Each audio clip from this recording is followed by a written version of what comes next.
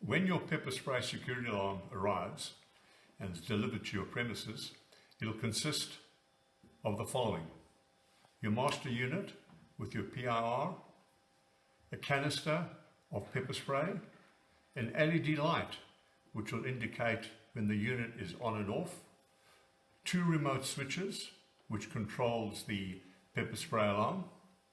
There will be a connection diagram, warning signs to be placed at every point of entry, and your power pack unit. Connecting your pepper spray security alarm. You first have to connect the PIR by simply, as you can see, clipping it that way. So it's all connected. You then have the canister, and there's also the nozzle on the top which gets fitted, and that gets placed in the canister into the pepper spray alarm.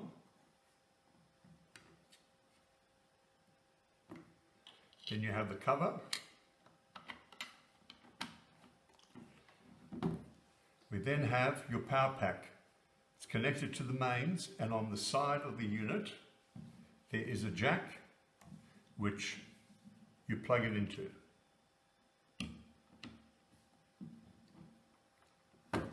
You then have your LED light which indicates whether the unit is on and off, and that gets connected to the terminals B+ and normally open as shown on your diagram.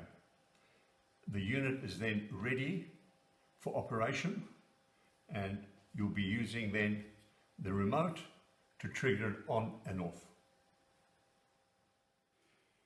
The pepper spray security alarm has been installed, and as you can see it's off, and once the remote is triggered, the LED light will come on, and the unit now will sense and spray for 3 seconds once it's triggered. And there we are, it's triggered, spray, and it stops. And it will keep doing this until the intruder has left the premises. You can hear the clicking, and we turn it off. The unit now is off.